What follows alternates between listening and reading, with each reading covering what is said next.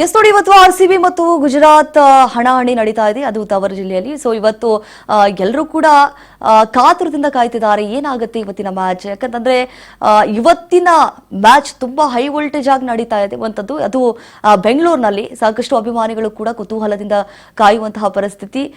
ಎಷ್ಟು ಗಂಟೆಗೆ ಆರಂಭ ಆಗುತ್ತೆ ಎಲ್ಲವನ್ನೂ ಕೂಡ ಈಗಾಗಲೇ ವೇಟ್ ಮಾಡ್ತಾ ಇರುವಂತದ್ದು. ಇವತ್ತು ಬೆಂಗಳೂರಿನ ಚಿನ್ನಸ್ವಾಮಿಯಲ್ಲಿ ನಡೆಯಲಿರುವಂತಹ RCB ಮತ್ತು ಗುಜರಾತ್ ಮ್ಯಾಚ್.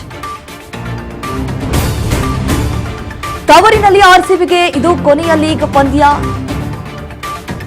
ಚಿನ್ನಸ್ವಾಮಿ ಸ್ಟೇಡಿಯಂ ಸುತ್ತ ಪೊಲೀಸ್ ಬಂದೋಬಸ್ತನ್ನು ಕೂಡ ಮಾಡಲಾಗಿದೆ.